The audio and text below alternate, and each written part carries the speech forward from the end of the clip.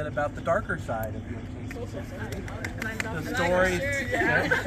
The stories that didn't make it into the history books, but they did make it into the newspaper.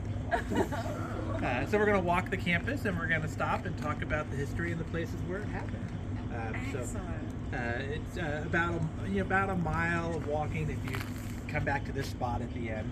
We're going to end at Epperson House, so if you park down at Epperson House, that's where we're going to end the evening. Along the way, we're going to tell stories of mayhem and murder. We'll see if we can solve an 80-year-old cold case murder. And of course, we'll tell all the campus ghost stories. So if you want to follow me, our first spot is right over here. So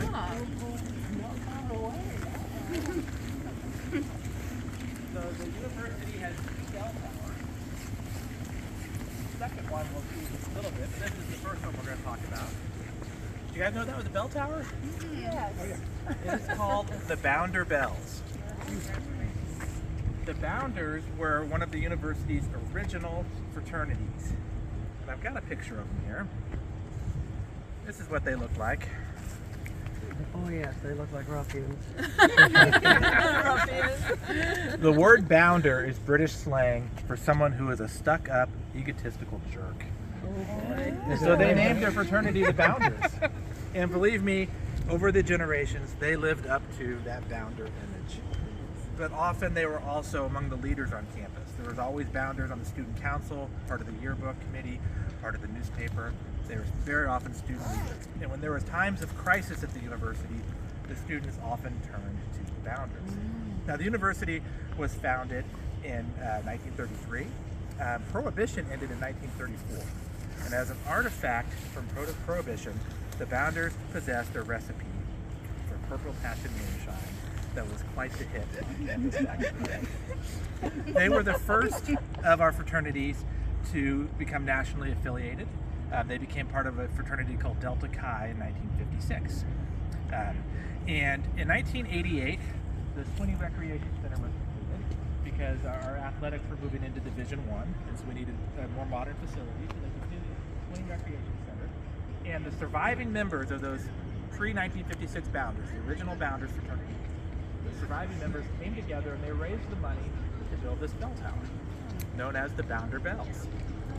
And in 1989, they dedicated it. There's a plaque there with all the name of the members. And they brewed up one last batch of Purple Passion, and they drank one last toast to the Bounders. And then they all died. The tower plays the hours. During graduation, it plays Pomp and Circumstance all day long. And it can also play the Bounders theme song, which is called I Drink a Toast to Thee Forever. Now the Bounders, there's many, many legendary stories about the Bounders throughout the generations. One of my favorite stories is from 1941. So the Swinney Gymnasium at the top of the hill, it had just opened in September of 1941.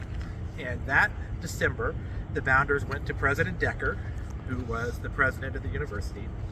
There he is, Clarence Decker. And they said, can we play basketball in the gym in the evenings? And he said, no. Get out of my office. So they got mad. And so they went to their frat house, and they had a barber pole in their frat house. Why did they have a barber pole? I don't know. It's a frat house. Who knows what goes on in a frat house, right?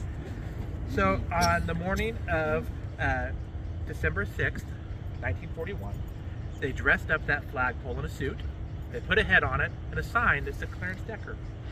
They went up to the quad and they ran that effigy of Clarence Decker up the flagpole. Oh my gosh. So Clarence was in his office that Saturday morning, looked out the window, saw his effigy hanging from the flagpole. He knew who did it because who else would have done it? Was his office in Schofield? His office was where the dean's office at Schofield is now. He knows who did it. Who else would have done it? Calls up his secretary and says, bring me the Bounders! I want the Bounders! So she goes out on the campus and looks for him. Well, what is today the soccer stadium in 1941 was just a mud field. And she finds the Bounders playing football in the mud field. So she goes over to him and says, President Decker knows it was you. And he wants 3 of you to meet him at his house tomorrow, 5 p.m. And you guys are going to discuss whether the Bounders will remain a fraternity and whether you gentlemen will still be enrolled in this university. So he'll see you tomorrow at 5. So the Bounders are like, oh, now we've done it. really done it this time. And so they pick their 3 members and they get ready for their reckoning with Clarence Decker. So we'll pick up that story here in just a minute. If you want to follow me, we'll go to the next time. Someone died! Not yet. So he pointed out that that was the day before Pearl Harbor. So the day he was invited to their house was Pearl Harbor Day. And he was there was December 6th.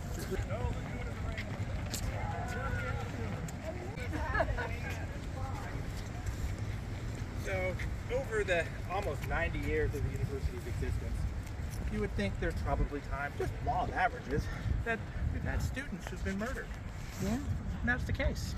You might think that we've had professors who've been murdered. And that's the case. Including in the 1950s, a dental school professor who just vanished without a trace and was never seen again. Wow. Have we had professors who were murderers? Yeah. Have we had a student murder a professor? Yeah. Class of 1949, Richard Donaldson. He was a business major. There's a better Of picture course, him. it's money. He was a business major. After he graduated, he went into business with his former Spanish professor, Alfredo Ortiz Vargas.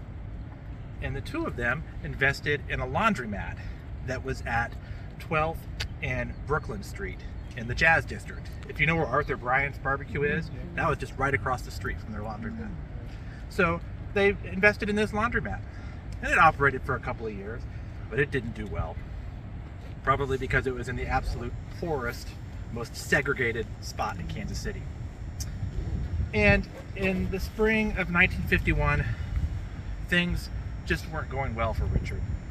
His wife had left him, and he blamed his mother-in-law because she turned her against him. He had asked his landlords who owned the laundromat to fix some things, and they wouldn't fix it. They wouldn't live up to their agreement to fix the problems with the laundromat, and he was furious with them. His aunt had loaned him money, and she wanted her money back. And so they were quarreling. And then, of course, there was Professor Ortiz Vargas, who was angry that he wasn't seeing a return on his investment. And then to top it all off, in the apartment above the laundromat was a little old lady named Mrs. Lay and her son Willie. They lived in that apartment, and the night before, they called the police on him and had him arrested for making a disturbance. He was just disgusted. So the next morning, he gets his gun and he puts it in a paper sack. He calls up a cab. He tells the cab driver, "I'm going to have you drive me around town today. I'm going to tip you $5 if you don't ask any questions." Of course, this is 1951. A $5 tip is a big tip. So the cab driver says, "Okay, yeah, whatever."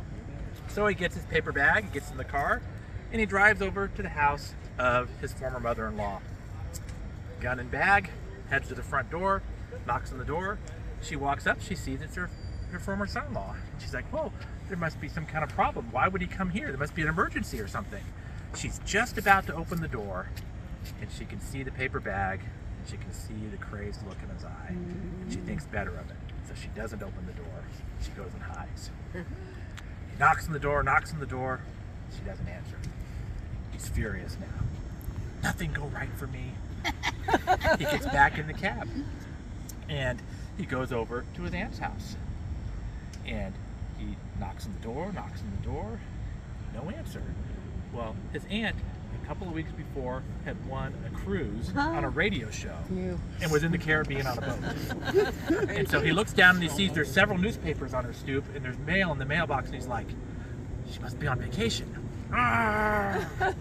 So he gets back in the cab and he goes over to the Twin Oaks apartments where Alfredo Ortiz Vargas lives.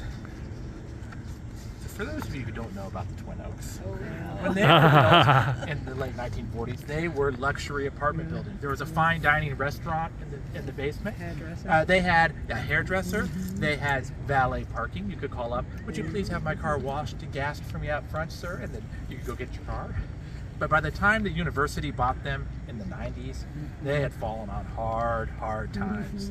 Now, there is an urban legend, and this newspaper actually spreads this urban legend, that UMKC actually tore those buildings down.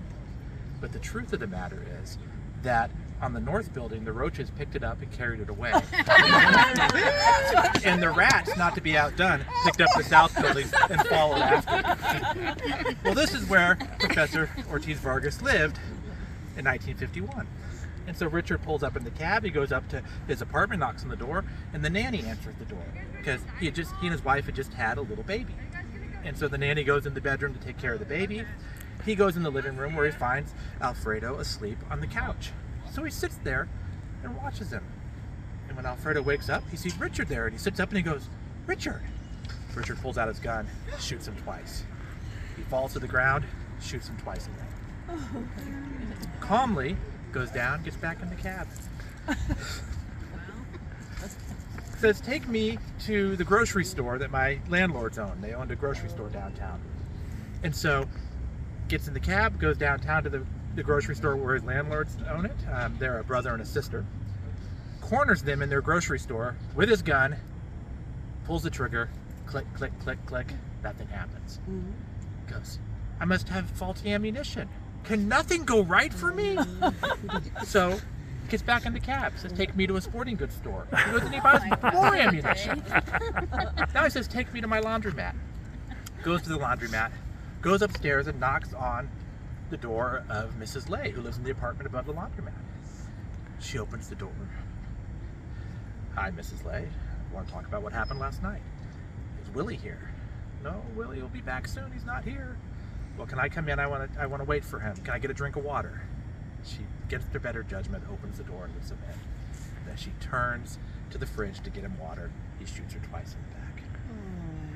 Then he calmly goes downstairs, sets his gun on top of a washing machine, lights a cigarette, and waits for the police to show up. When the police walk in the door, he goes, "What murder do you want me for?" And they're like, "There's more than one?" So he takes them upstairs and shows them what happened to Mrs. Lay. So at trial, he is actually found incompetent to stand trial for insanity. And the judge asks him, "Why did you do it?" And he says, "I was just disgusted at the way people were treating me," just as calmly as he could possibly say. So he ends up spending the next 10 years in a mental institution. And then he is deemed cured. And he's released in the early 1960s. But then shortly after that, he kills himself. Because I guess he was disgusted with himself. All right, if you want to follow me, we'll go to our next stop. Poor little baby who just lost her daddy.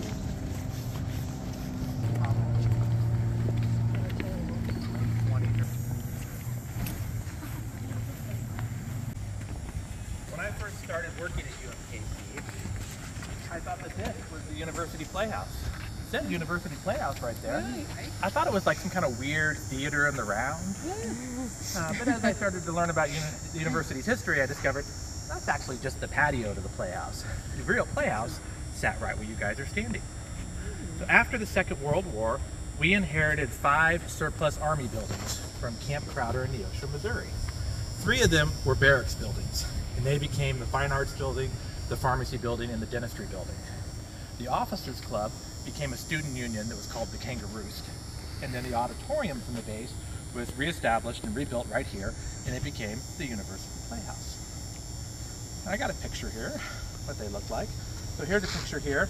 So where the robot is, that is where that Kangaroost student union was. And then right where you're standing here is where the University Playhouse was. And then you can see the patio here, right here. Here's a more front-on picture here to give you a better idea what the Playhouse looked like. So this patio was constructed to be the lobby for the Playhouse. And you can imagine people coming out and warming their hands at the fireplace, drinking hot chocolate at intermission, that kind of thing. Now the first performance at the Playhouse was in 1948, December of 1948. It was a production of Maxwell Anderson's Elizabeth the Queen. You know that one? And Broadway actress Jane Cowell came and starred as Elizabeth. And this began a tradition where professional actors would come and work with our students on productions. In time, this grew to include professional directors, professional sound and lighting people, and a whole number of people that were famous in the day came and worked with our students side by side. Now, when Dr. Patricia Mickelrath was hired to become the director of the Playhouse, she loved this idea because she always felt that when she was a graduate student, she didn't get an adequate enough education to teach her about the real rigors of a world of the theater. And so she liked this idea of professionals coming to teach our students what it's really like to be a part of the theater. And of course, she took this a step further by creating a theater troupe here at the university in this building here called the Missouri Repertory Theater, of course, the KC Rep today. So it was born here in this building. And in fact, this fireplace here with the comic and tragedy mask on the top was a symbol of the early Missouri Repertory Theater. You see it in advertisements and that kind of thing. So we're going to talk about one of those professional actresses who came and worked at the University Playhouse. Her name was Vaughn Burkholder. Now Vaughn had had a short history as a Broadway actress, and then she'd married and had children and moved here to Kansas City. But she wanted to be involved in the theater in any way she could. She loved the theater. And so she would volunteer her services at the University Playhouse. So whenever they needed a more mature woman to play like the Wicked Witch of the West or Juliet's maid, Romeo and Juliet, they would always cast Vaughn. And she loved to come to the theater. She was very, very petite, so she would always wear tall, high heels to compensate. And she had this practiced stage walk that gave her a very distinctive sound as her high heels would go across the stage, clickety-clack, clickety-clack, clickety-clack. And even if she wasn't cast in the play, she loved to come to all the rehearsals and the casting calls and sit through the notes because she just loved the theater. And she would sit up on the walkway above the stage. That was Vaughn's perch. Now, on the night of October 26th, 1957, her husband dropped her off at the top of the hill there. She walked down here. There was a play being cast called The Lark. She was coming to see if she could be in the play. Walks in the front door, and right where you're standing, she meets the stage manager of the Playhouse. And he goes, "Oh, hi, Vaughn." And she drops dead of a heart attack. Wow. They call the paramedics, they try CPR. She's gone. Well, the show must go on. So they start producing the play, and a few weeks later, the stage director is in the theater. At the end of the night, they've all wrapped up, everybody's gone home. He turns off all the lights, he's in the theater by himself, when suddenly the lights turn on the stage, and he hears clickety-clack, clickety-clack, clickety-clack. Not one time, but this goes on for years. Students will walk by at night and they'll see a roaring fire in the fireplace. But when they glance again, there's nothing. The police will come in the middle of the night to check on, make sure all the doors are locked and everything, and they'll find all the doors unlocked, all the windows open, lights on, and they'll hear the sound of applause and laughter inside the Playhouse.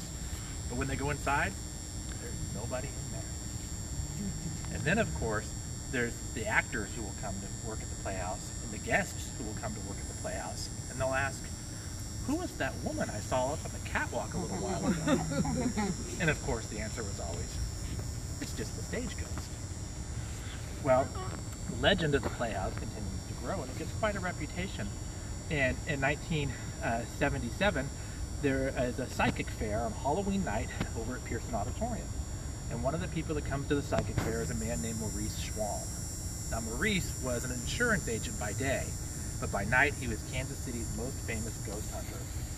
And so he hears about the haunting of the Playhouse. So he calls up the chief of the police, a man named Harvey Cottle, and says, "Here the Playhouse is haunted, I want to bring my friends over to have a seance." And so the chief of police, who is a no-nonsense kind of chief of police, I'll show you a picture of him later, you would think at first he would say, "Absolutely not, you're a nut." But he had heard so many people tell him what they had seen in the Playhouse.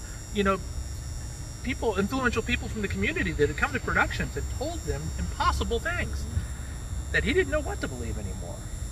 And Maurice tells him, if a place is haunted, usually the ghost just has something they want to get off their chest. And when they do that, they'll move on.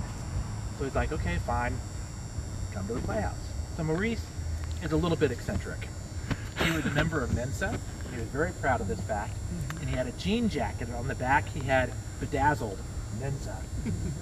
Well, he and his friends show up, to do a seance at the Playhouse. And they're all wearing black turtlenecks and giant Gothic crosses.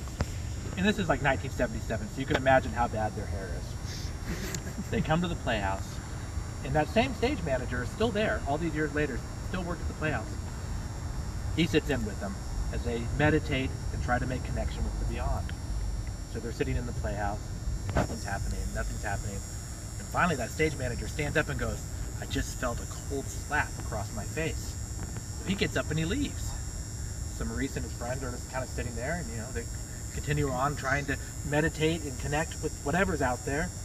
And Maurice feels this tick, tick, tick, tick, tick, tick sound in his head, but really nothing more.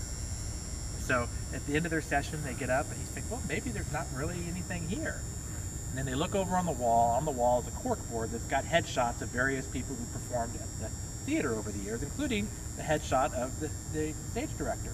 And as they get up to leave, his photo breaks free, floats through the air, and lands in a trash can. So he's like, well, maybe there's something to this after all. So Maurice, after that, researches Vaughn and discovers that Vaughn's prized possession was a grandfather clock.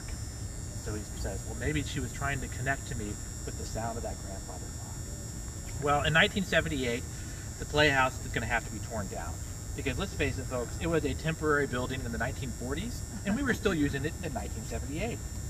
And if you think that is bad, you guys will remember that we had an army barracks. Yep. There was originally the pharmacy building that we did not tear down until 2013.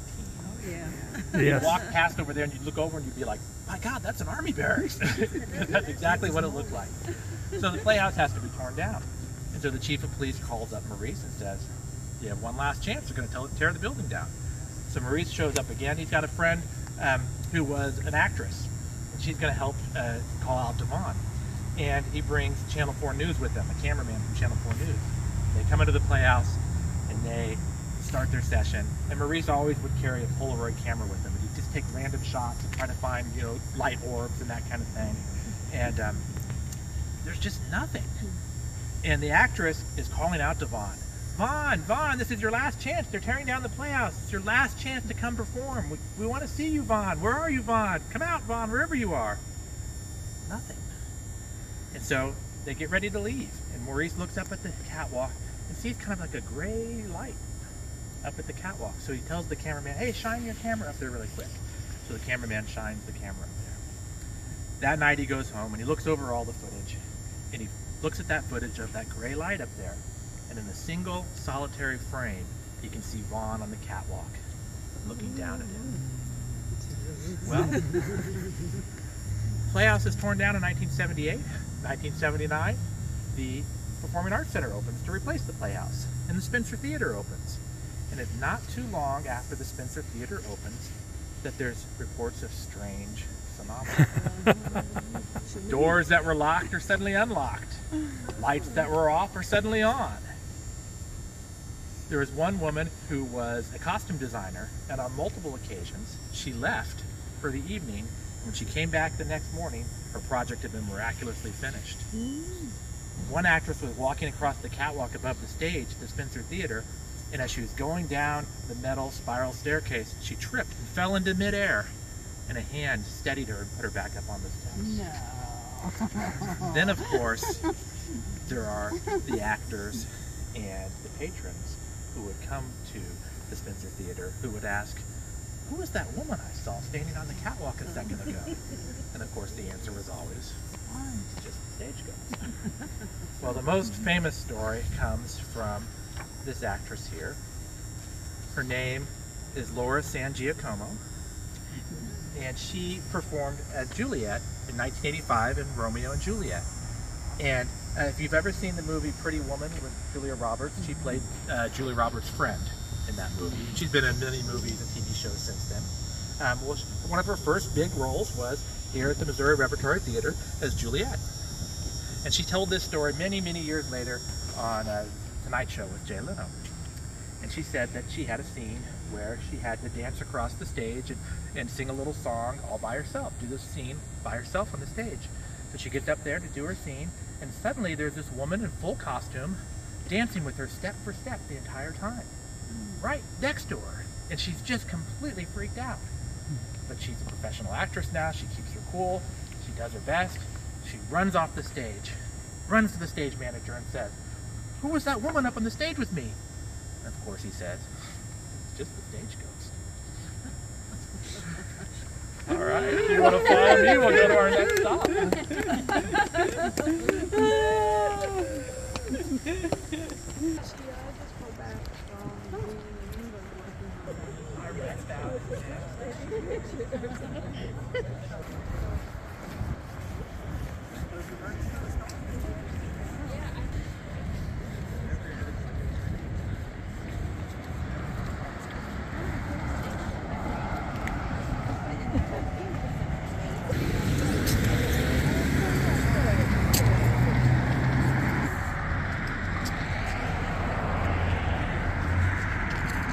So when last we left our friends the Bounders, it was December 6th, 1941, and they were getting ready for their great reckoning with President Clarence Decker. When they woke up that Sunday morning, December 7th, 1941, what did they hear on the radio? Pearl Harbor had been bombed. A day that will live in infamy, right? And so they're talking amongst themselves. Does Decker still expect us to show up? And they're like, we can't just not go. So you can imagine 5 p.m. on Pearl Harbor Day, the three members of the three members of the Bounders family walking up the sidewalk to Clarence Decker's house. So that was originally the president's house at the university. And so they're hangdog, they know they've done it this time. They walk up there, they knock on the door. President Decker opens the door and says, "Come in, gentlemen." So they shuffle in, they sit down on the couch in the living room. And he just unloads them. When are the Bounders going to grow up? So we're wondering, anything, Ryan? It was just a joke. And he says, "I suppose you heard on the radio today what happened in Honolulu." They said, "Yes, sir." And he said, "Well, what do you intend to do about it?" And they all kind of looked at each other awkwardly. And then one of them said, "We're going to enlist." And he said, "Well, good. Then I guess we don't need to talk about what happened yesterday, do we? Good day, gentlemen." Well, the Bounders did enlist, as did most of the men at the university. Mrs. Decker called those the female seminary years because we had so few male students. All of the fraternities had to be disbanded. But there was one Bounder who had health issues, and even though he tried multiple times, the Army would not take him.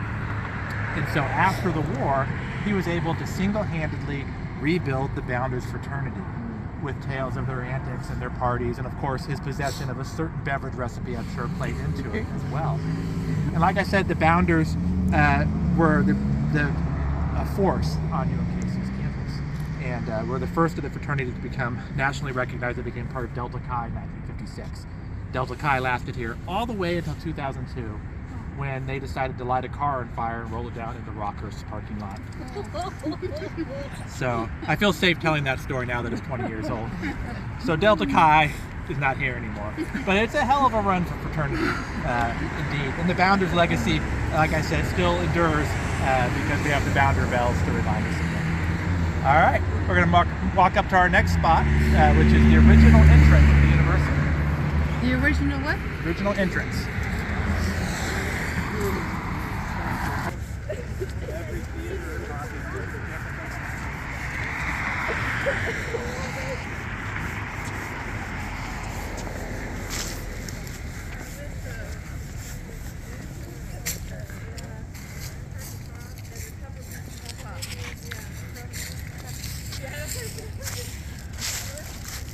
So this was the original entrance of the university.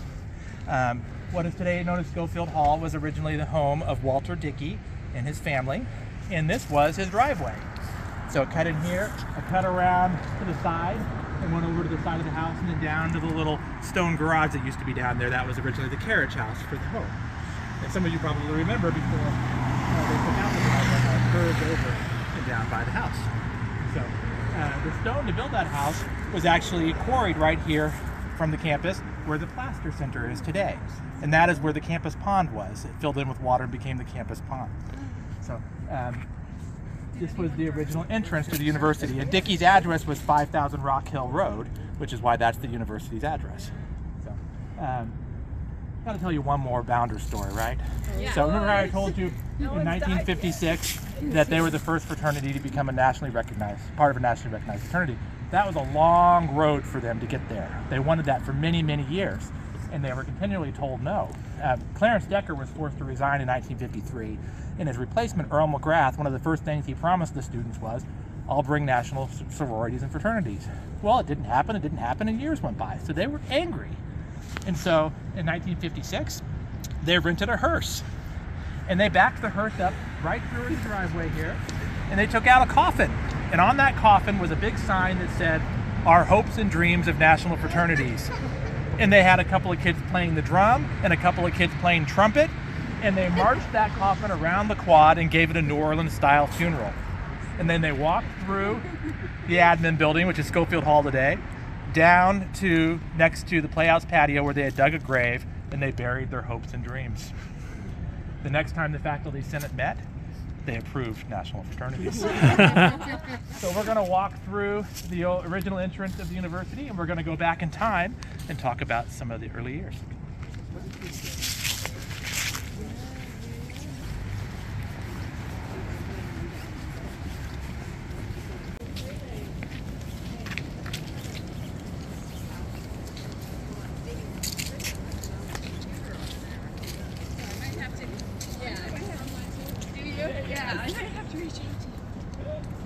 So this building here was built in 1937.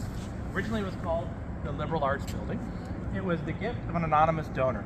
Now everybody thought it was Mr. Volker because he had bought the campus, he had bought the Dickey Mansion, he had paid for the Mannheim Hall, he paid for Newcomb Hall. So they thought, of course, he paid for this one as well. But he said, no, it wasn't me this time. It was known as the Liberal Arts Building. On the top there is our other bell tower. And in that tower, there is a bell from an historic Missouri riverboat called the Valley Queen. And it had become the property of one of our trustees, a man named Howard Treadway. And he had bought the salvage of the Valley Queen when it crashed outside of Omaha, like in 1905. And it was a prized possession. Well, they talked him out of it, and they put it up in that bell tower, and it used to ring in between the classes. So as the years went on, the university got bigger, we had more and more students. It wasn't practical to ring that bell in between classes anymore, so it just sat idle for decades.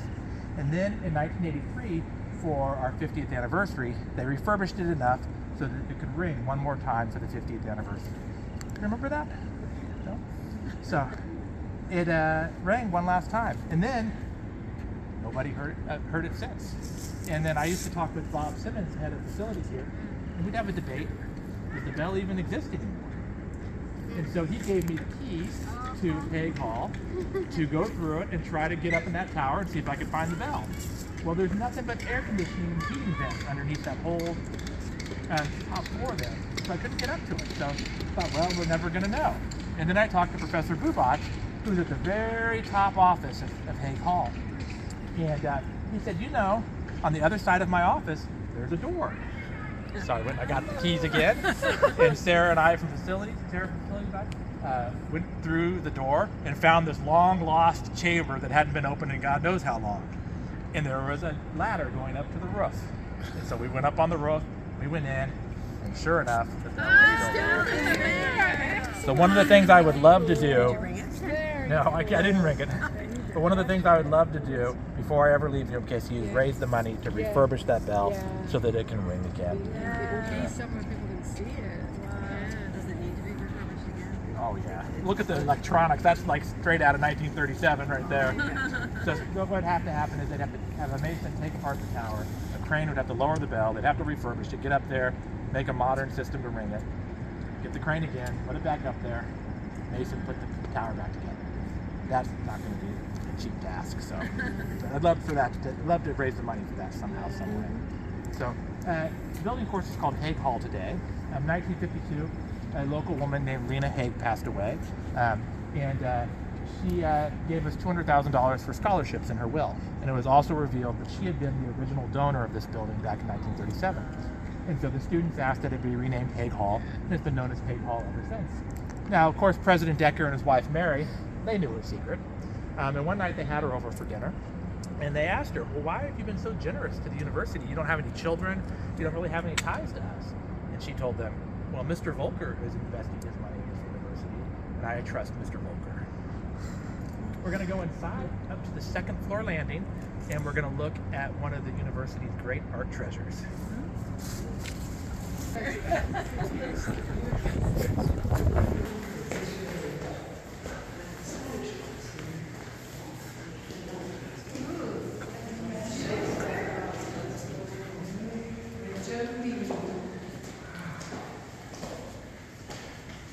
So this is Don Quixote in the modern world, and it is the work of a Spanish painter named Luis Quintanilla. Now, when Luis was a young boy in Madrid, he got it in his head that he was going to run away from home and go to Paris to learn how to be a great artist. And so that's exactly what he did. And he trained with some of the great artists of the day and developed a unique Cubist style. And he also studied frescoes and murals, and became known throughout Southern Europe as a muralist. Now, in the early 1930s, he became part of a radical political party, and part of this party's platform was to overthrow the Spanish government. And so he was put in jail as a political prisoner. And I've got a picture of him here in jail. He was good friends with Ernest Hemingway and John Dos Passos, who organized a petition drive to try to get him out of jail. They wouldn't let him out. And while he was in jail, he had nothing to do, so he began to draw. And he sketched everybody he met in jail, including this man named Julian Zugazagotia. Now, in 1935, they were let out of jail. The political party reconciled with the Spanish government, and they were let out of jail.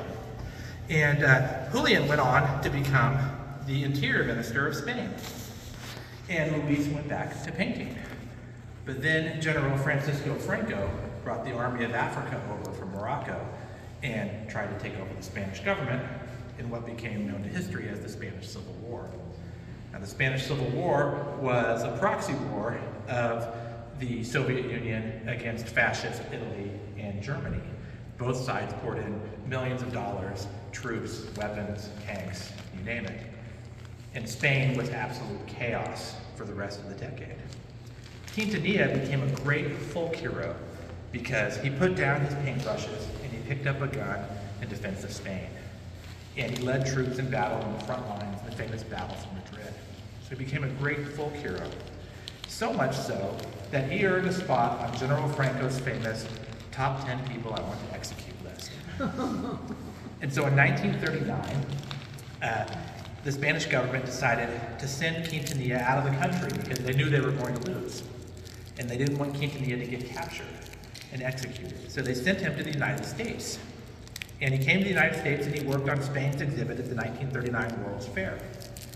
And while he was working on that exhibit, Franco defeated the government and took over Spain. And so Luis was out of a job. He didn't really know what to do. And then he got an invitation to go to Hollywood. There was a director named John Ford who was directing a movie starring John Wayne that was called The Long Voyage Home. And the director had this idea that he would invite famous artists to come, take a look at the filming of the movie, and paint a painting based on a scene from the movie.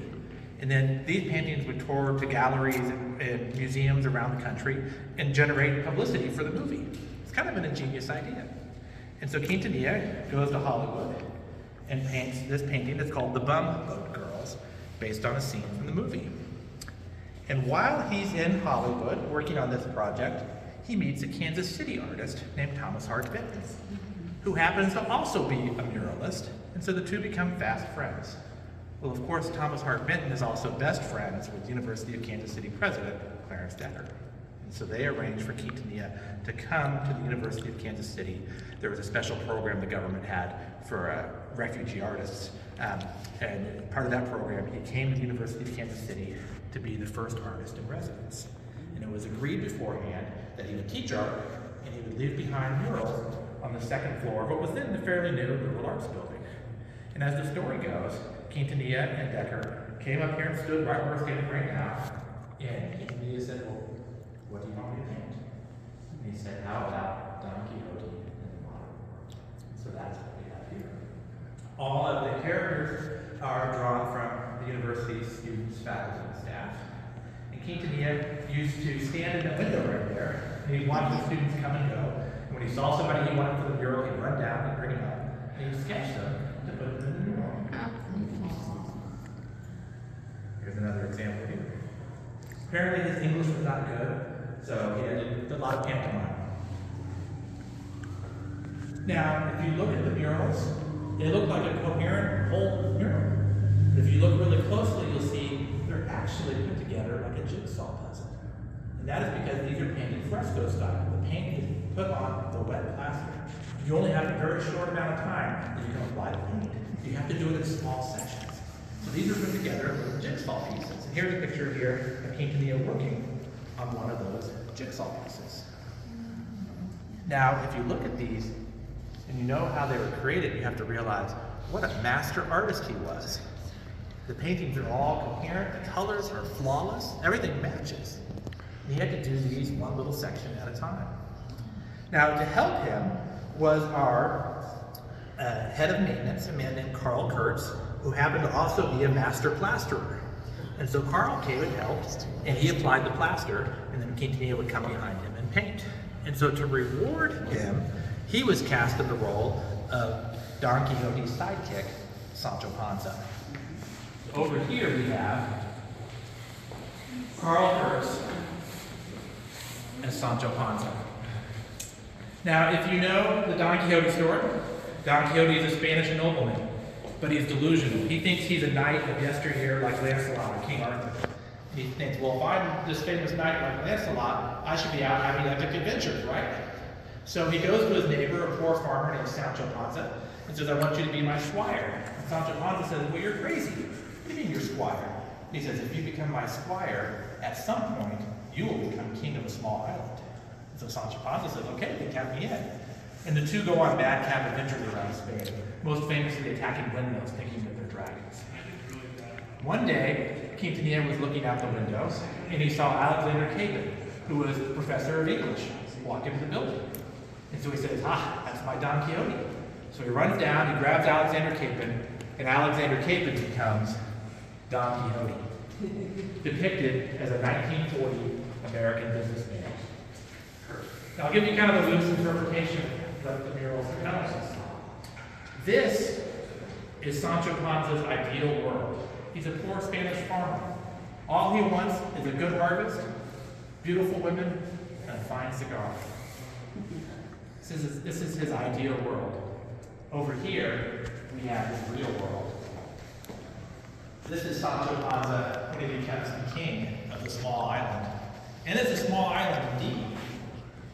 Now, Carl Kurtz did not like the way he was depicted in the other panels. And so he refused to sit for this final panel, which is why he's painted with his back to everybody. But look at it, Sancho Panza, I'm the king of an island! He's got his scepter, which is a broom, because of course he's delusional, right? And then look at what his subjects think of him. They're laughing at him, they're jeering at him, and they're getting ready to hang his effigy. It's interesting that this panel was completed in April of 1941. I wonder if it inspired any university fraternity members to hang their own effigy. I don't know. It's possible. Over here we have the ideal world of Don Quixote, our 1940s American businessman. So look at him, he's so confident. He's just in total control. And he's surrounded by all the types of people that a gallant knight should have. Beautiful women, we've got clergy, we've got a king. And then look on the top left, the man that's got the parrot on his head. That's President Decker. And right below the woman with the shell on her head, that's his wife, Mary Decker. And then over on the right, up in the top right corner, you see the man and the woman with the duck on her head. And that's Quintanilla. And that's his American wife and her little baby son. Now it's interesting to note that Quintanilla is wearing a sombrero. That is the hat of a poor Spanish farmer, such as Sancho Panza. But look at his little baby son. Can you see what kind of hat his baby son is wearing? Wearing a fedora. His little baby son, who's an American, is wearing Don Quixote's hat. And so I think that's a statement King is making, that, you know, he's lamenting the fact that his little baby son is not going to be standing like him.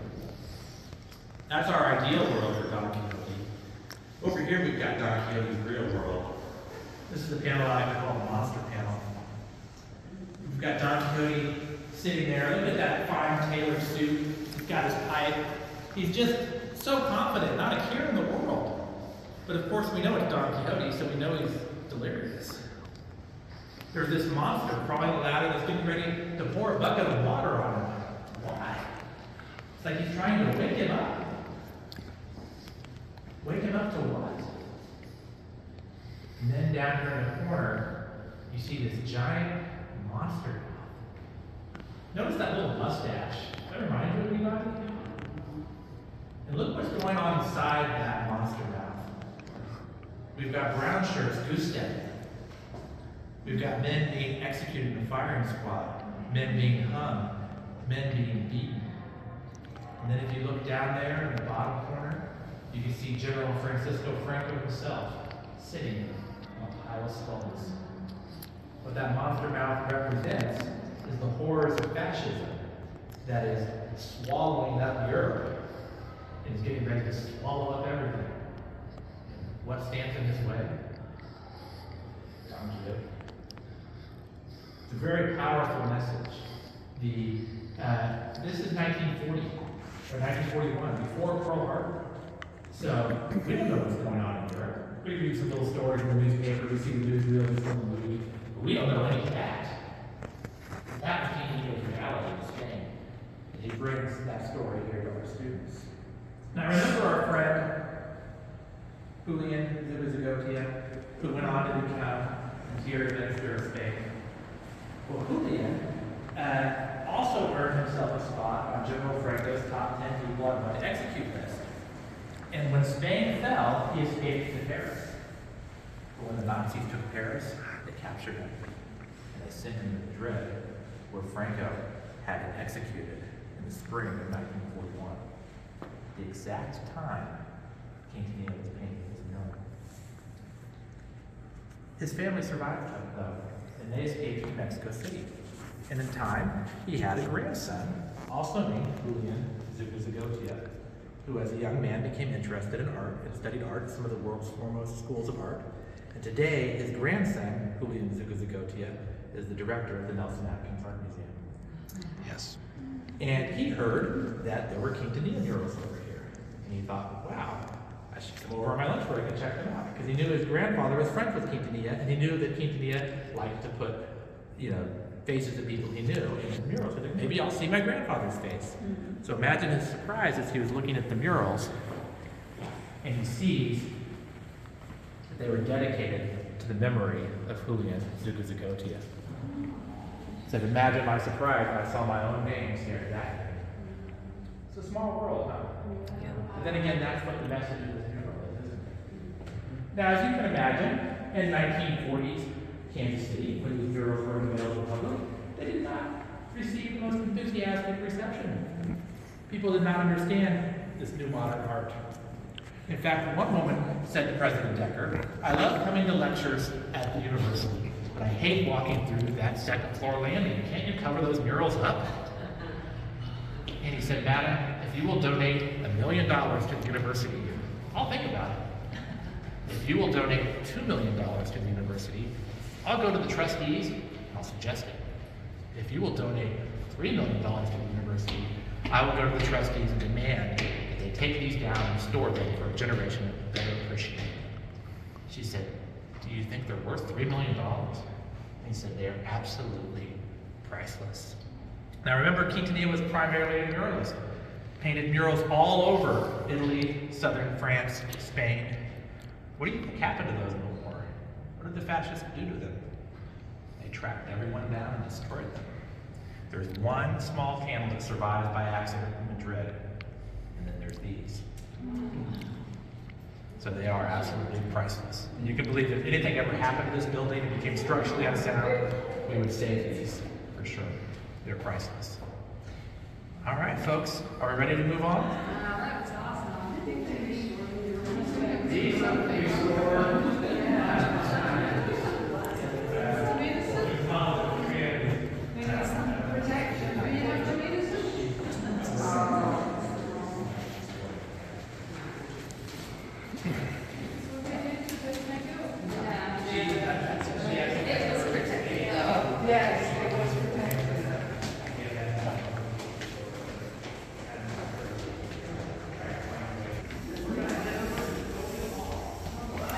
We're going to head over to Schofield Hall. Yeah, watch your step here. Yeah.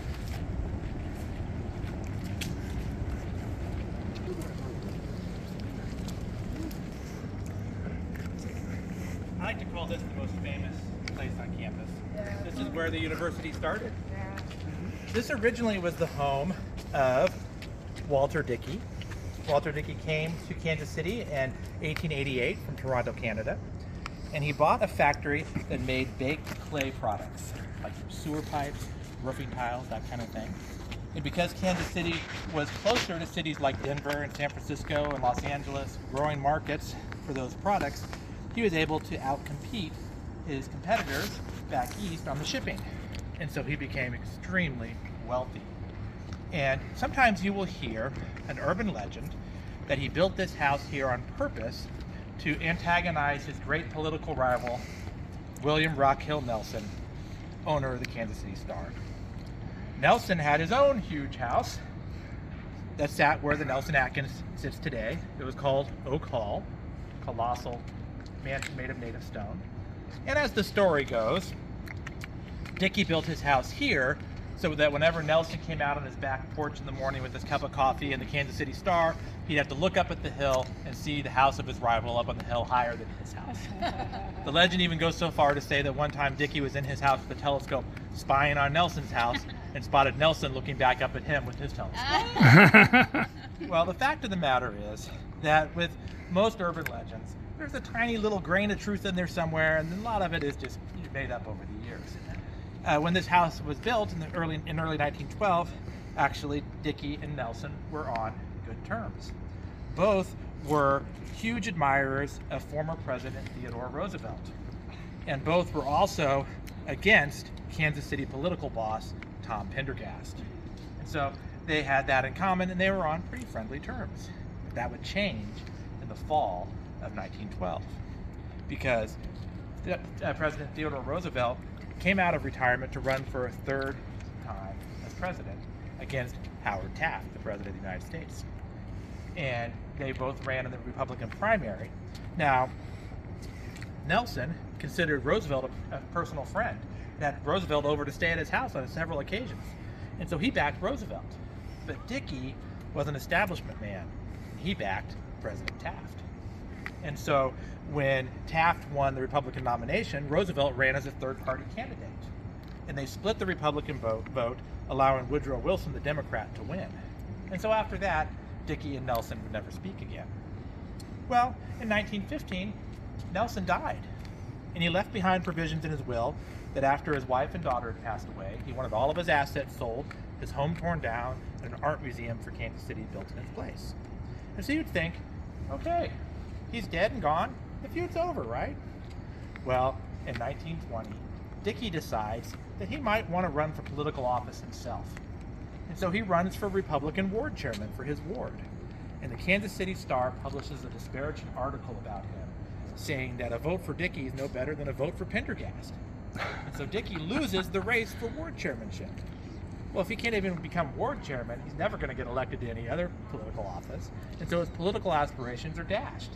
And he blames the Kansas City Star. And he has this lingering anger towards Nelson himself. And so he decides he's going to put the Kansas City Star out of business. And so he buys up the competitors to the Star, the Kansas City Journal and the Kansas City Post. And over the next decade, he pours his entire fortune into those newspapers trying to put the Star out of business. Now, is there a Kansas City Journal or a Kansas City Post today? Or is there a Kansas City Star? So how'd that work out for him? He ended up bankrupting his company and bankrupting himself. And he had to mortgage his home and the 10-acre property we now know as the Quad for $75,000. He even cashed out the grandchildren's college funds. And when he died in January of 1931, in that second floor bedroom right there, if you ever taught a class there, that's where he died. He left his kids nothing but a huge pile of bills. And so the university's founder, William Volcker, went to his children and said, hey, I'm sorry about your dad. would you allow me to pay off the mortgage on that property and donate it to the University of Kansas City? And the children said yes. And so that is how the Dickey Mansion, now known as Schofield Hall, of course, became the first building for the University of Kansas City. And this became the stage for the university. And so this is where we would have graduation, right in this spot right here. And this is where famous visitors like Harry Truman would come and speak, right here. Now we're going to talk about one of those early students, one of the very first students at the university. Here's a picture of the cover of the very first yearbook, 1936. The yearbook was called the Cretaceous. And in that book, in the sophomore class, there's a girl right here. Her name was Layla Welsh. I'll get you a bigger picture. Here she is here. There's her sophomore picture, Layla Welsh. She's one of our first students. In 1937, she entered her photo in the campus beauty contest. She was a runner-up. And here's her senior photo from 1938. She was an education major. And then her last year, her senior year, she was the treasurer of the student council. And here's a picture of her standing right over in front of that window over there in 1938. Now, she lived with her mom and her brother at 6109 Rock Hill, just a few blocks down from the university. And she had dated a boy named Richard Funk on and off for the last 5 years. And on the night of Saturday, March 9th, 1941, her and Richard had been to a circus down at Municipal Auditorium. And after the circus, she and Richard had gone next door to the Hotel Phillips and had a drink in the bar. And he dropped her off at her house about 1:30 in the morning, and he walked her up to the door. And as they got to the door, they looked in and they noticed that her brother George was in the living room asleep on the couch, which was apparently not uncommon for him. So he kissed her goodnight and left, and Layla went in, knocked on her mother's door and said, "Mom, I'm home, I'm home safe."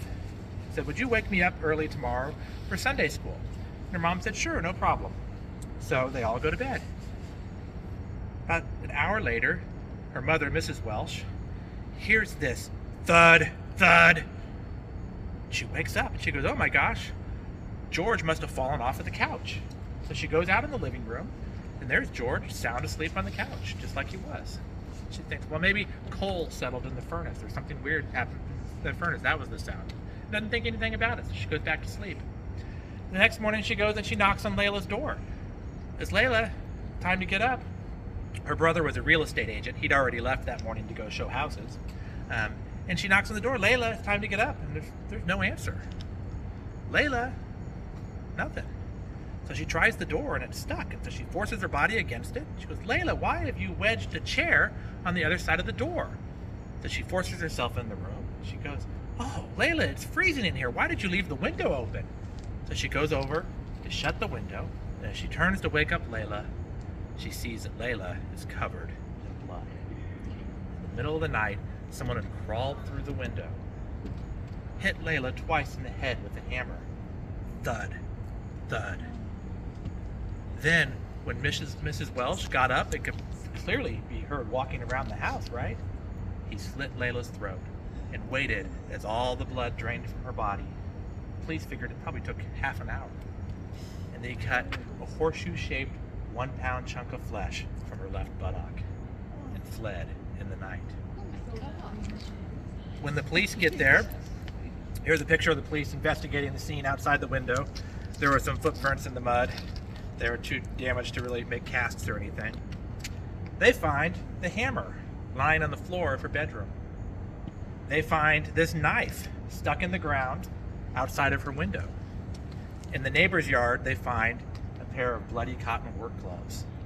And in another neighbor's yard, they find the 1-pound chunk of flesh. And they begin an investigation. Now remember our friend Tom Pendergast?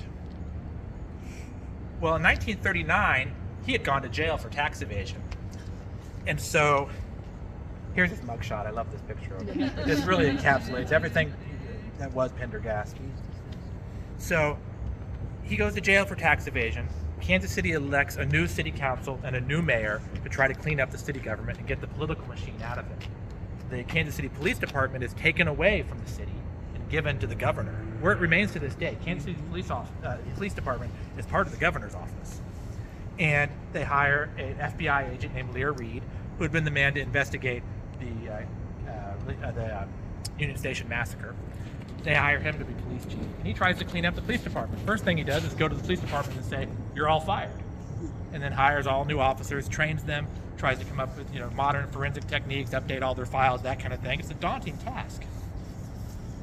But all of the offices in the county are still run by Pendergast people, including the county sheriff's office.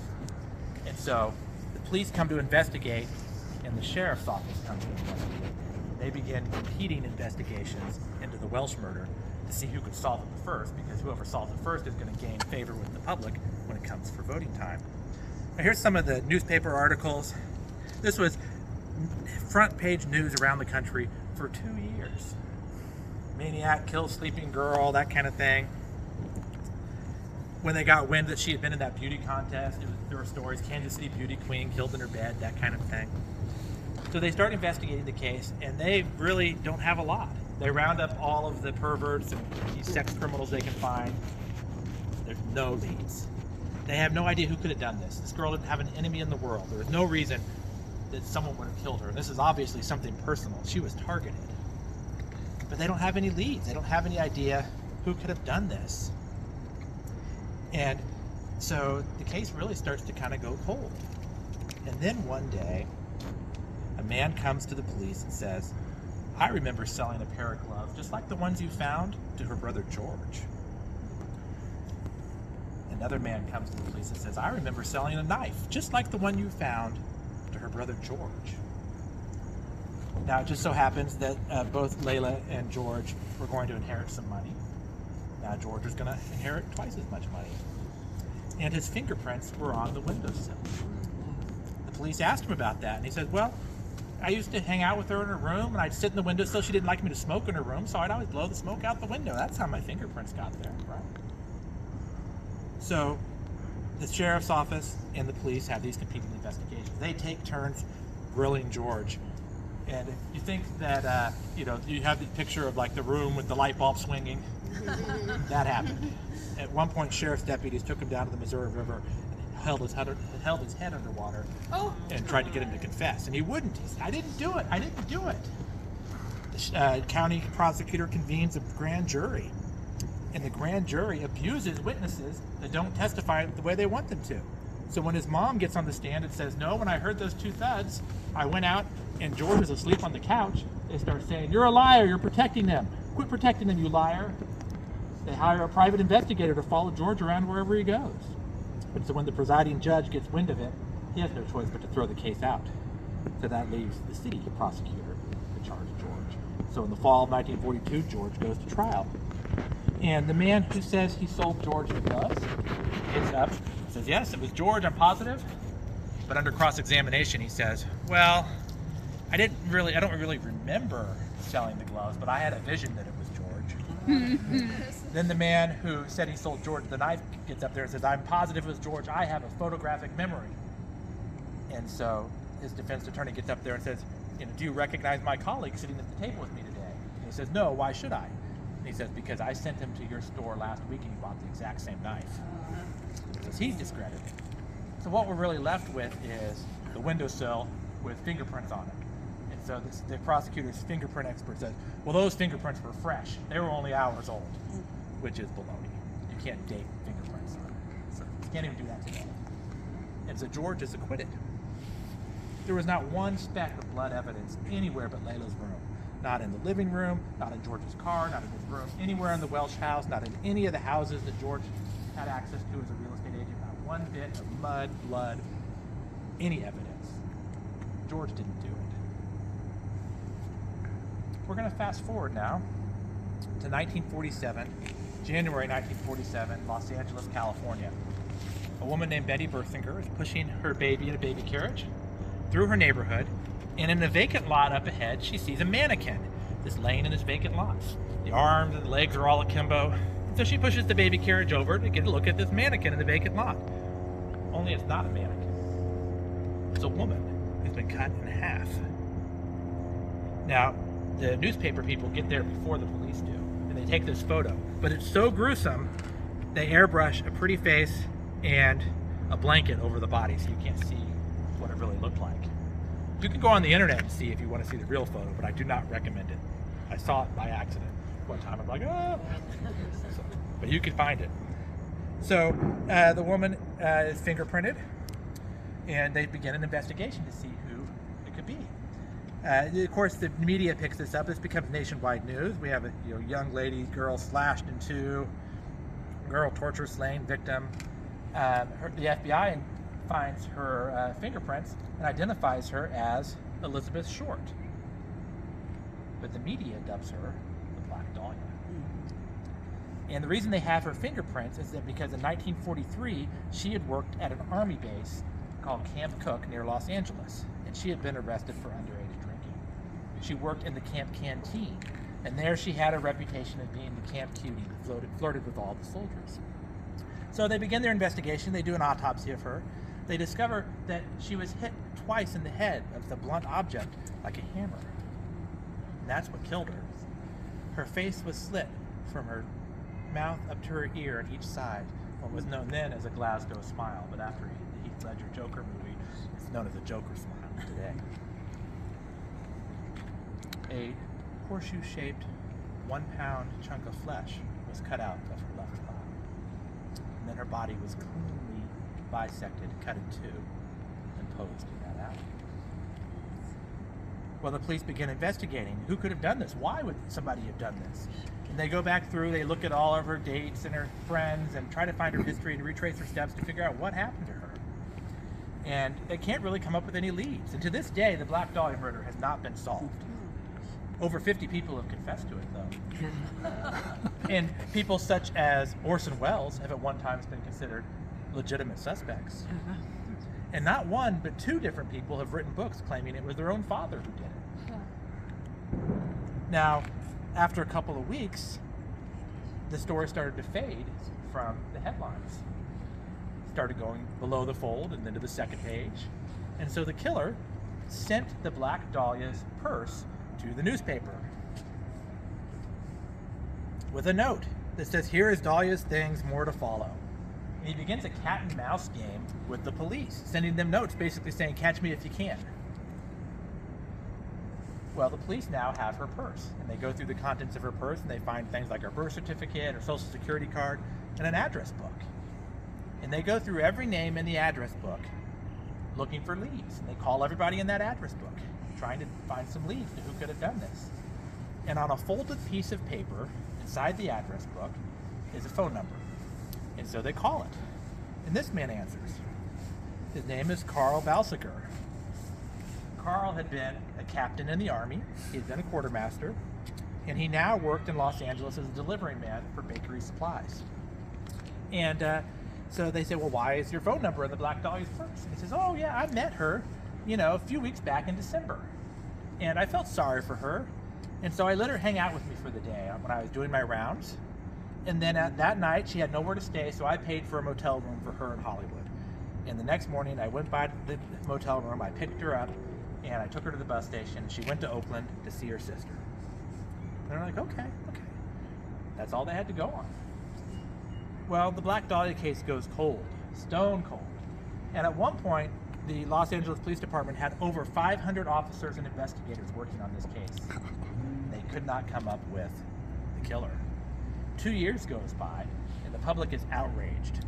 And so the District Attorney Office of Los Angeles reopens the investigation.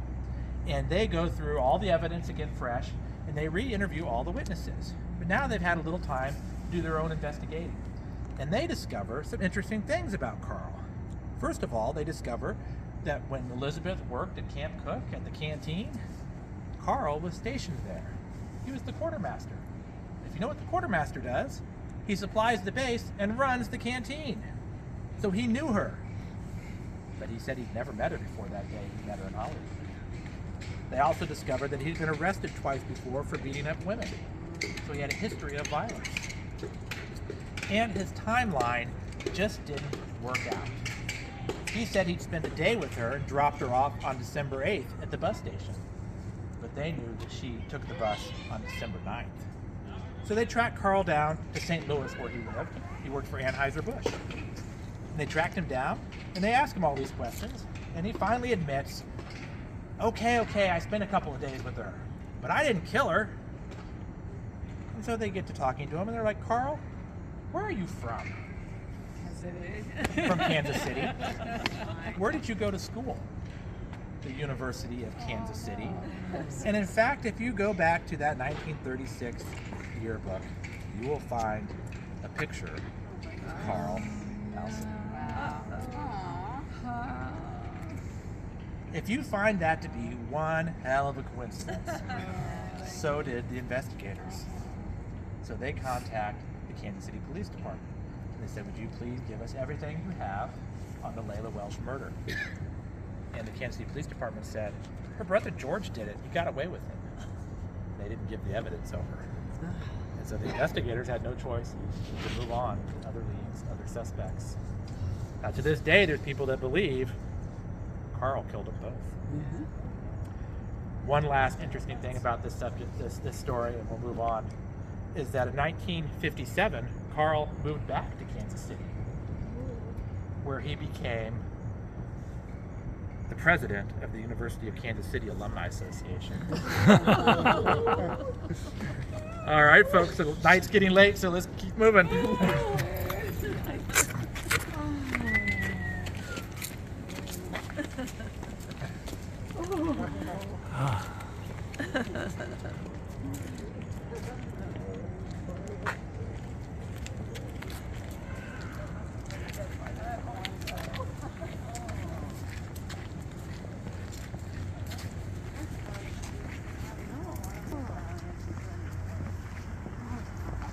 Good. Yeah.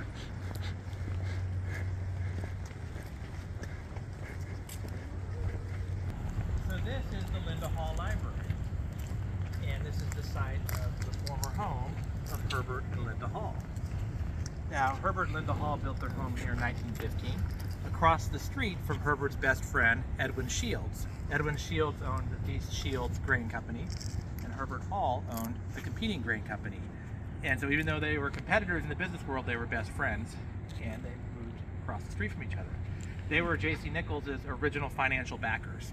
And so they built homes here in this neighborhood meant to be for millionaire estates. Of course, we already met the Dickies. And so they built homes here.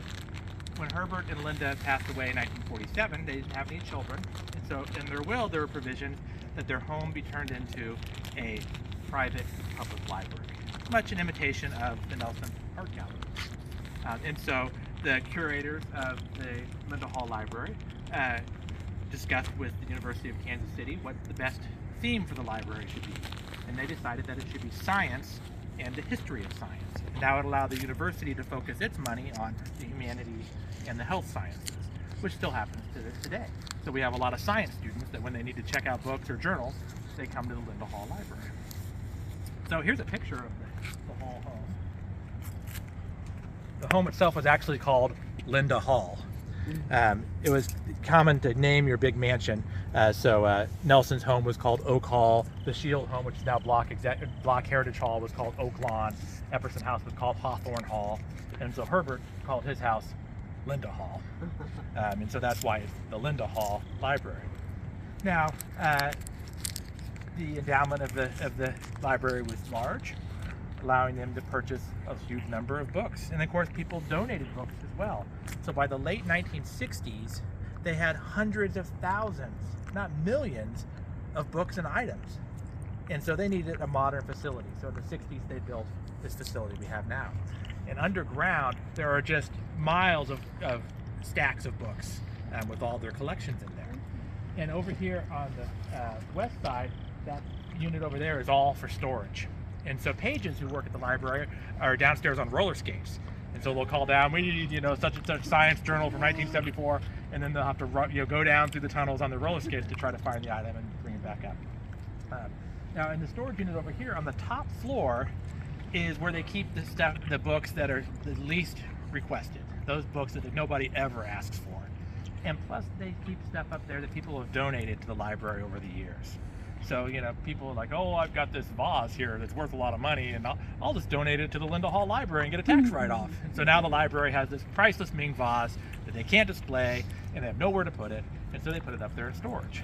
And so up in that room, you've got statues and like creepy paintings and just all this stuff that's up there. And in the late 60s, a page went up there to get an item, and she went up in the room and the light turned off. And when the light turned back on a chalkboard that's on the wall up there, was written in chalk, "I am Andre Dentonville." So, of course, nobody would believe her. You're out of your mind. And it happened to other people. And over time, Andre revealed his story. He died in 1650 on a scientific expedition to the French Alps. And his spirit attached itself to one of the scientific books that the expedition had. And now he's traveling through time attached to that book, waiting for somebody to open it up and release his soul. But he couldn't tell you what book it was.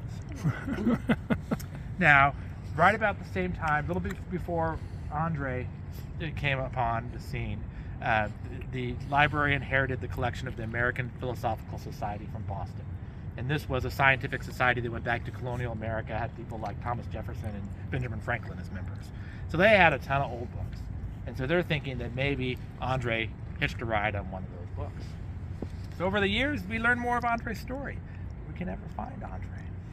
And then the story faded. I hadn't heard about it for a long time. And I did this tour a year ago, and someone came to me and said, I worked security at the Linda Hall Library, and I can't tell you how many times I'd go up into that room and that light would turn off on me. And another man came up to me and said, all I'm saying is that what you said is 100% true. Andre Dentonville. So, is Andre there? Or someone checked out his book and released him? I don't know. If you go into the Linda Hall Library, which I highly recommend, if you've never been in there, I highly recommend you go in and look around. It is so beautiful. I got a picture of it here.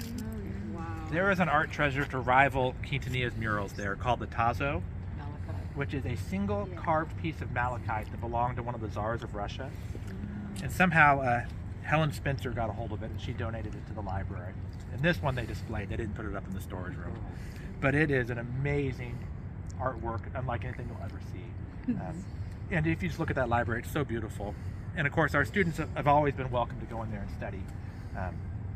But if you walk in, the first thing they'll ask you is, do you have a library card? And if not, they'll give you one. They'll give you one. They want you to have one. It's also a good place to grade papers. Yeah. So, I know I've kept you guys long. I keep going. I talk. I go on forever. So if you need to take off, I totally understand. No hurt feelings. But if you would like to go visit Kansas City's most haunted house, follow me. That's how you keep it going.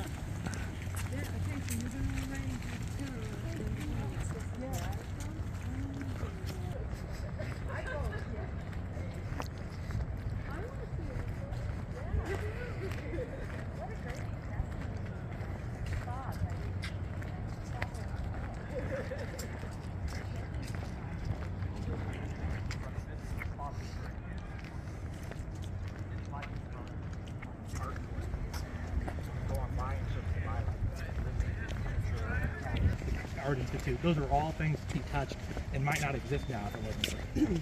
There's three titans of philanthropy here at the university: William Volker, Henry Block, and Miller Nichols.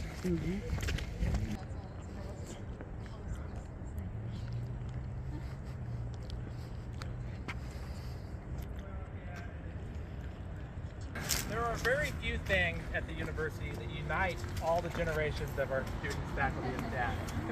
One of the things is we all have this kind of vague notion that Walt Disney drew the first kangaroo, which is true. And then we have a collective certainty that spans the generations that Epperson House is haunted. So this is the home of Uriah Spray Epperson and his wife, Mary Elizabeth Epperson. Uriah came to Kansas City when he was 8 years old as a young boy.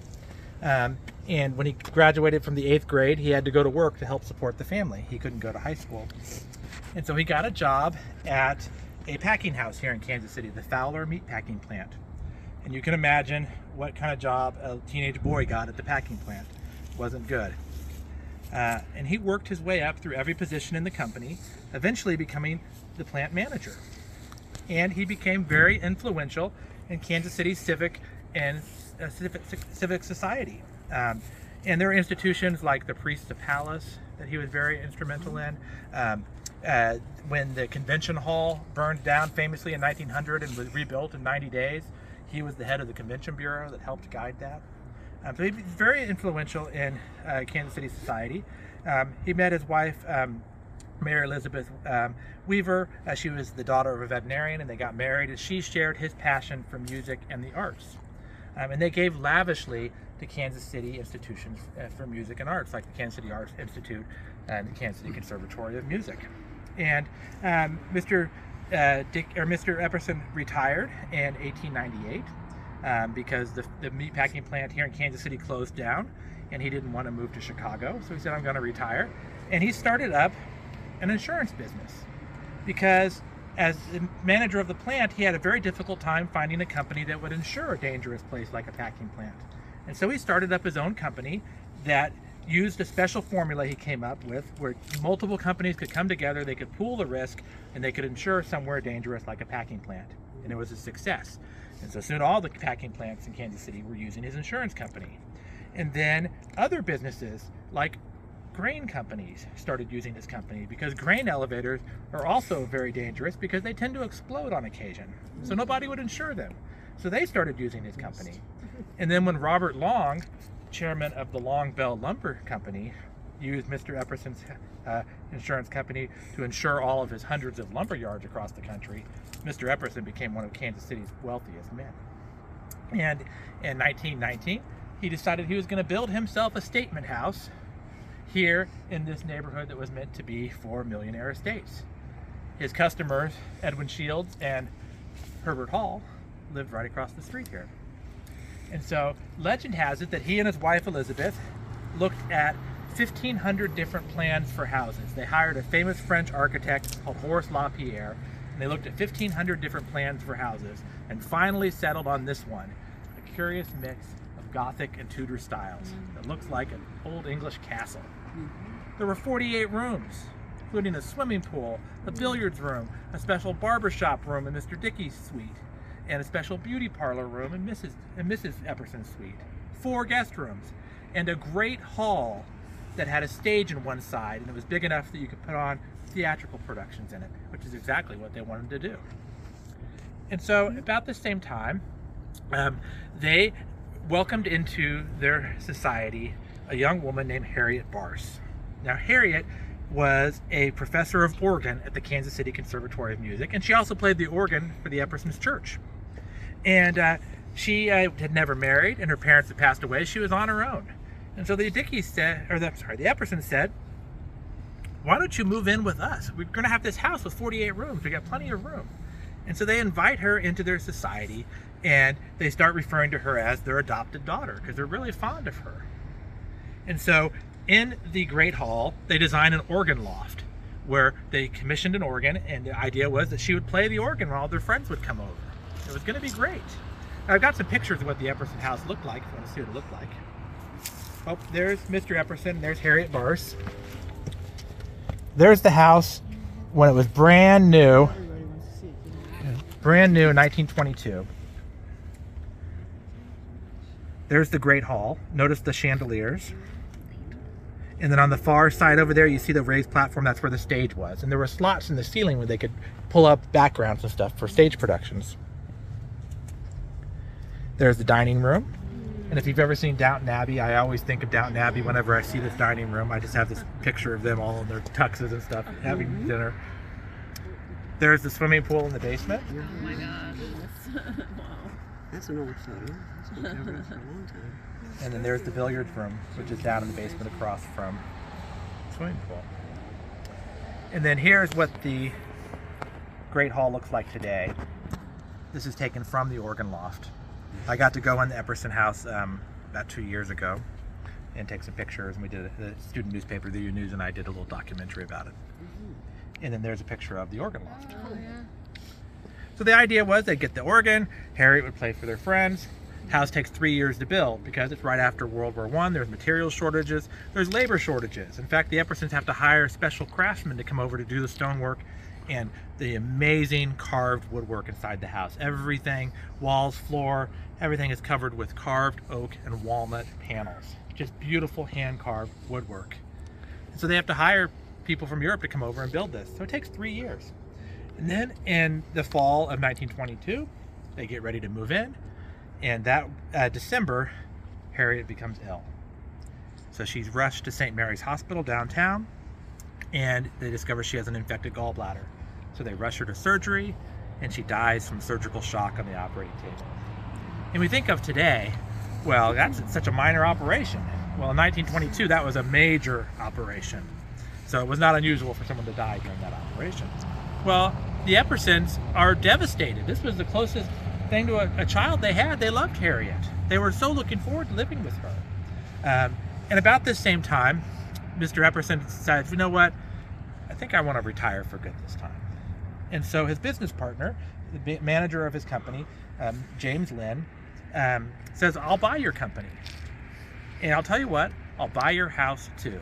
Because the Eppersons had a dream that they would spend their retirement giving away all their money to, you know, the conservatory and the Art Institute and all the charities they loved. And this was their dream. And so he said, I'll buy your company and I'll buy your house too. That way you can have the money from your house right now to give away. And then if you die before your wife does, Mr. Epperson, I will take care of her finances. I will take care of her. You guys can live in the house as long as you want. And then it will become mine when you're gone. And they said, great. Because they didn't have anybody to pass it on to. Now, when they were building the house, somebody from the Kansas City Star interviewed them and said, well, what are you planning on doing with this house? I mean, this is a lot for 2 people. And they said, well, after we die, we thought maybe it could be turned into a convalescent hospital, which you needed a lot of those after the First World War, right? But if you've ever been inside the house, you would know how impractical that is, because you can't go from one room to another without going up or down a few steps. And the layout upstairs is just crazy. I mean, it would be the worst convalescent hospital ever. So they take the deal. They say, great, we'll have the money. And so they start giving away money. And they invite their friends over for theatrical productions. And that organ eventually shows up, and they hire people to play the organ for their friends. And then in 1927, Mr. Epperson dies of a stroke in the house, leaving Mrs. Epperson alone in the house with 48 rooms. She continues on their legacy. If you are familiar, at the Art Institute, there's an Epperson Hall, which is an auditorium. She gave them the money to build that. She also bought one of the houses that the Art Institute uses as classrooms. She bought that house for them. She bought a house for the Kansas City Conservatory of Music. And then in 1933, she becomes the founding patroness of the Kansas City Philharmonic Orchestra and gives them a stipend of $17,000 a year, buys them instruments and sheet music, and goes to every one of their performances because she just loves music. But then in 1939, she gets sick from cancer, and she can no longer leave the house. And so the Kansas City Philharmonic Orchestra comes, and it sets up in the Great Hall of Epperson. Notice the chandeliers there, and performs her favorite pieces for her and all her friends. And that gives you an idea how big that Great Hall is. The orchestra could easily set up in there. And then in 1939, she dies. Well, the house becomes property of Mr. Lynn. Now, Mr. Lynn has taken Mr. Epperson's company to new heights because he expands the business to insure car lots, which become very popular in the 1920s. And so he makes tons and tons of money. And the last thing in the world he needs is a giant house, because he's already got his own giant house. If you know where Research Hospital is down on 63rd Street, that whole property there that's got the hospital, the Sertoma Club, the Nazarene Church, that was all Mr. Lynn's property. He had his own 9-hole golf course in his front yard. People from all over the world would come to play it and meet him. He didn't need this house. And so he kind of considered, well, maybe I'll turn it into the headquarters for my insurance company. But like I said, if you ever go in there, it's a crazy layout. It would be a bad office building. And so he doesn't really know what to do with it. And then Pearl Harbor happens in 1941. And President Decker goes to the federal government and says, we want to help the war effort. What can we do? And the government said, great, we're going to station troops on your campus. So they stationed Army and Navy flight cadets on the campus. And they would take classes in the morning, and in the afternoon they would take flying lessons. Now, the Army cadets They had to sleep on cots over in the Swinney Gymnasium, and here's some Army cadets marching over by Swinney Gymnasium. But the Navy cadets, they got to live in Epperson House. And Mr. Lynn gave Epperson House to the university at that time. And so that was the first use of Epperson House. And the Navy cadets that were in there were the first to report seeing a ghostly female figure that would walk the halls of Epperson House in a white dress. It's almost like a recital dress. Well, after the war, Epperson House became our first residence hall, and we could sleep 41 students at a time in there. And then in 1956, we built the Cherry Street Residence Hall up on the top of the hill. And so Epperson House became home to the School of Education. And so the School of Education came in here, and they chopped up some of the bigger rooms to make more space for offices and stuff. And so now it has 54 rooms. And at the time the School of Education came in, they boarded up the entryway to the top tower. So it's completely walled off. You can't even see that there is an entryway to that tower anymore. And that's because there's a door to the roof in that tower. And they didn't want students getting up there and getting on the roof, which they would do. So they totally plastered over the entrance to that tower. But then they cut up the house into offices and classrooms. They boarded over the swimming pool in the basement, turned that into a classroom. And they were there all the way until 1971, when the new School of Education building next door opened up. And so then the Conservatory of Music moved in, because they needed office space and practice room space. Because you know, if you got 10 people playing the bassoon, you need space. And so the conservatory is always looking for space. And so they move in to Epperson House. And those stories that it kind of filtered down through the ages of the ghost of Epperson House, they really started to take life of their own. So people would report hearing footsteps in the hallway when they were all alone in the house. And mysterious lights would turn off and on in the house. And then, of course, there were the sounds of the organ music that came from the deep. Always the organ music would come from the deep. Students that were downstairs in that classroom that was on top of the swimming pool would swear they could hear the sound of splashing from under the floor. And of course, your other haunted house stuff, ghosts and the girl walking the hallways, that kind of thing. Well, these stories started taking on a life of their own. And so the students went to the chief of police, whose name was Harvey Cottle. I told you he was a no-nonsense kind of guy, right? And he's like, you guys, it's all in your mind. There is no ghost of Epperson House. It's an old house that's settling. Well, then one day, a custodian is in the Great Hall, and he's sweeping up in the Great Hall. And one of those chandeliers, the circular chandelier, breaks free and almost hits him. And so now he believes. And so, you know, if one custodian believes, they all do.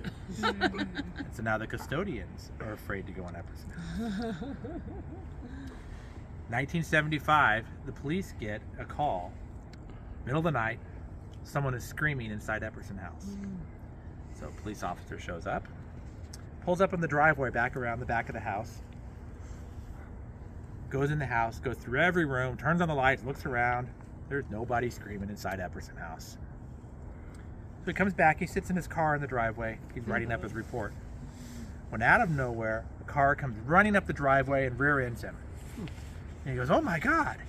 So he jumps out of his car, he grabs his flashlight, and he goes to check on the other driver, but there is no other driver. And there is no other car. And he's rubbing his neck because he's just been in a car crash, and he's like, am I losing my mind? And he starts shining his flashlight on the ground, trying to find some trace of sanity, some piece of broken glass or plastic, something to show he's not crazy. And he could see where his car has been shoved up 8 inches because there's skid marks behind his tires. And so now he believes. It's getting awfully cold. A couple years later, that same officer from the Phantom crash and a new officer get a call in the middle of the night. Check out Epperson House.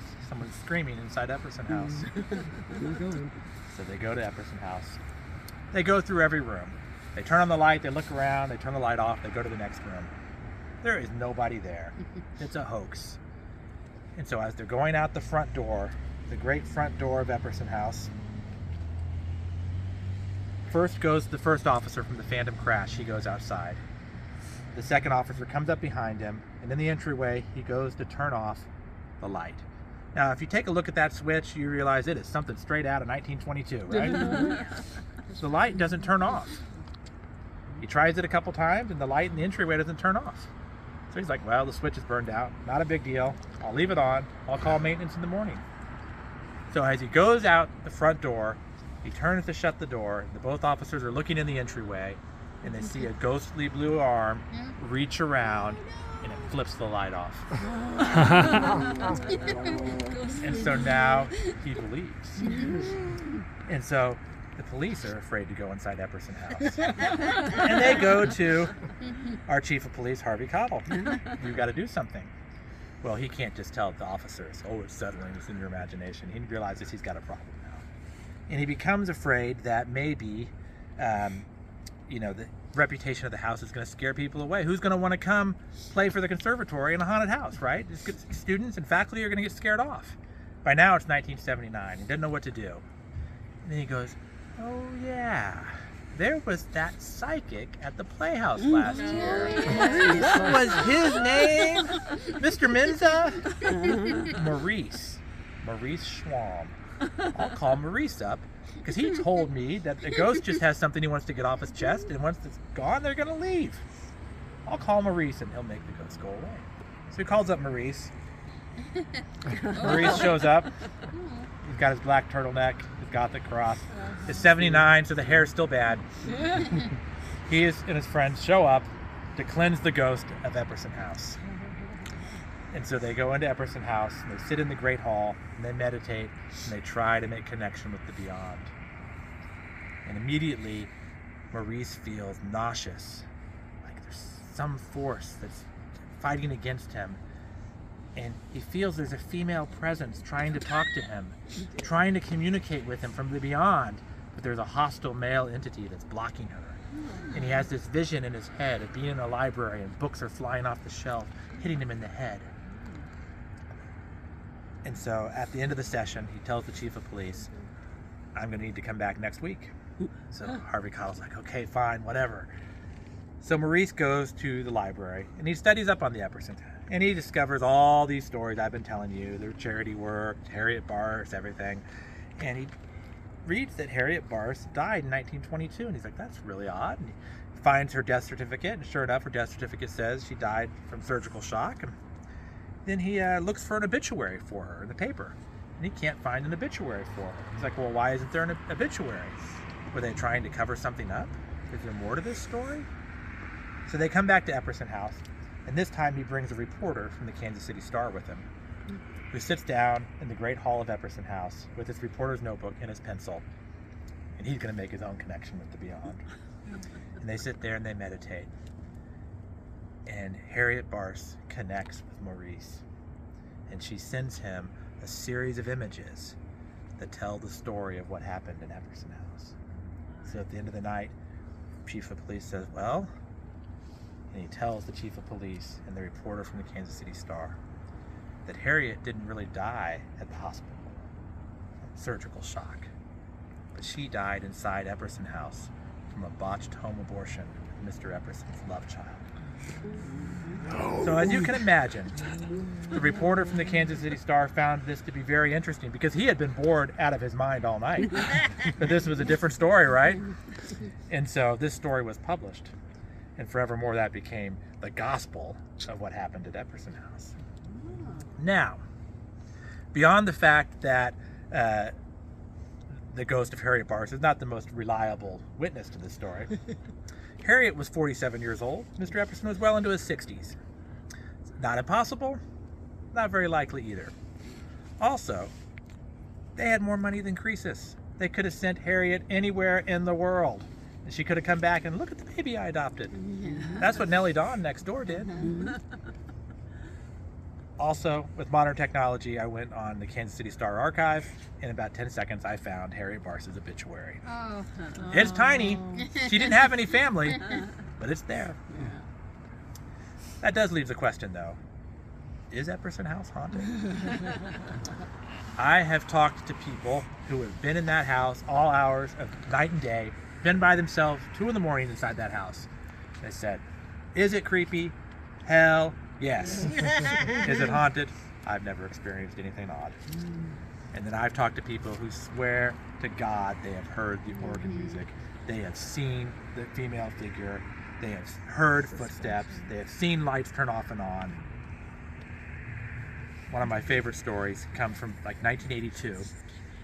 Reporters for the U News decided they were going to spend the night in Epperson House and get to the bottom of it. So they got permission to spend the night in Epperson House. And so the police let them in like at midnight, and they're sitting in the Great Hall with the reporter's notebook and their pencil, and they're sitting there for like 2 hours, and then they're finally like, what the hell are we doing? And so they get up and they try to walk around the house and get in whatever rooms they can, and then they give up. Now the U News house is just over on the other side of the School of Education in that neighborhood over there. So they go back to the U News house, it's like 4 in the morning, and they go into the house, and they have an old, answer machine with the cassette tape, and the lights flashing, and they have a message. So they go and they play the message, like, who the hell called the U News house at 2 in the morning, right? This gravelly voice says, stay out of Epperson House. My favorite stories come from campus police officers, because they've all had their experiences inside Epperson House. One officer was telling me that when he was a rookie, a veteran officer took him to Epperson House, took him inside in the middle of the night, because they had someone screaming or something. Their alarm went off, and he started telling him all these stories trying to scare him. And he realized what was going on. He's like, all right, he's trying to scare me, whatever. Then out of nowhere, upstairs, a door violently slams, and the veteran officer turned to him and said, let's get out of here. Another officer was telling me that they had to turn the alarm off. So of course the house has to be alarmed because people break in and vandalize it all the time. And the alarm goes off in the middle of the night every single night. But it's not just Epperson House, it's most buildings on campus that happens. And so the panel for the alarm is in the Great Hall. And so they go into the Great Hall, they walk up to the panel to turn the alarm off. They walk up, they stop, and then they hear footsteps come up behind them. And then he said he's already freaked out. He's working on the alarm panel, and the other officer is standing so close to him he could feel his breath on his neck. So he turns around and said, back off. And the other officer was clear across the room. He said another time he drove by and everything was fine. He drove by an hour later, and the light in the tower is on. Now remember, you can't get up to that tower. So he called dispatch and said, do we have anybody inside Epperson House? And they said, no, why? And he said, because the light in the tower's on. And the dispatch officer said, we need you to go in and investigate. We had another officer who's so scared to go in Epperson House because he's just seen, ghosts. And he's hired a psychic not once but twice to try to cleanse the ghosts because he's scared to go in there. So what's the plans for the building? That is the question, isn't it? So it has sat empty for 12 years now. The last occupant was Architecture and Urban Planning. They moved to Katz Hall in 2010. We have to keep it at a constant temperature or else the woodwork will deteriorate. Like I said, it's priceless hand-carved oak and walnut woodwork that cannot be replaced. And we don't want it to deteriorate because we want to refurbish it somehow, some way. But we're spending upwards of $50,000, $60,000 a year to keep the temperature on constant. And that's not sustainable. Plus, there was a fire. There was a small fire in 2008, and the sprinkler system went on, and it ruined a lot of the original plaster in the house. So it sat empty for 12 years. To refurbish it, you're looking at upwards of $10 to $15 million. It is not ADA compliant, so every time you go up or down a few steps from room to room, you got to have a ramp. It's going to ruin the whole character of the house. And you have to have modern elevators. And then plus you have to fix what the vandals have done to the windows and the paneling, and that's all got to be real leaded glass and real carved wood, and that's not cheap. So $10 to $15 million to restore it. And not only do we not have that much money at UMKC, we don't have a program that's just bursting at the seams looking for someplace to go. So what Epperson House needs more than anything is an out-of-the-box idea of something that would rally the UMKC community of all generations and Kansas City in general to come save it. I had a couple ideas. First would be to make it a museum. We're going to have the streetcar stop down here. This could be a little museum row at the 20-minute museum. And this could be like the Kansas City Museum South. And we could talk, have, Nelson, UMKC, J.C. Nichols, all those kind of stories can be told in this museum. Or make it into a boutique hotel. Into a what? Like a boutique hotel, which would have, like 12 rooms or something small, right? You would never make back that $15 million money, but you could make the yearly operating costs. So, yeah, question. Someone told me once that Epperson endowed the campus so that it would always have upkeep with the grounds and the trees and the beauty and all of that. That was Mr. Florsheim. Florsheim. So Mr. Florsheim lived in a white house where the student union is right now. Okay. And he was a longtime neighbor of the university. He lived next to, the chancellor's house was on one side and the Cherry Street Residence Hall was on the other. So he had a very unique position at the university. And he loved this university with all his heart. We were really his family. You know, he got to be friends with various chancellors over the years. And he loved to walk the grounds of the campus, and he loved to engage with students. And apparently he was really a pest. He would like come up and go, well, what do you think of the Cuban Missile Crisis or Watergate or whatever the issue was over 40 years? And so students would see him and they'd like turn tail and run. And he'd walk the grounds of campus at night and he'd call facilities the next morning. I was at Schofield Hall, had a light on in the middle of the night last night. That's very wasteful. I donate money to this university. I don't want to see it wasted. Yes, Mr. Florsheim, we'll turn that light off for you. But when he died in 1994, his wife had already passed away, and he didn't have any children. He left behind his entire fortune, almost $9 million, to the university as a campus beautification fund. And so that's why Florsheim Hall was named after him. And there's a bronze bust of him sitting in front of Florsheim Hall. And that fund of money still exists to this day. And it allows us to do campus beautification projects if we're going to build rain gardens or campus sign. You know, we have new signs around the campus now. That's all the kind of things that Florsheim money can help us with. Thank you. Okay, the moral of the story is that don't have kids. Right. They're a waste of money. Well, thank you guys for your time tonight and the opportunity to share all this with you and pass it on. Oh my goodness. That's terrific. I've never had such a storyteller. You do very well. Great. Amazing. So, Thank you. hope you've had a good time. I hope the next time you walk across campus, you'll look at things differently. Oh, yes. Definitely. What's that light on there? Yeah, one time when I was doing this telling this story right in this spot, a light did go on inside the house. That did happen one time. And I've also driven by before and seen that light in the tower on before as well.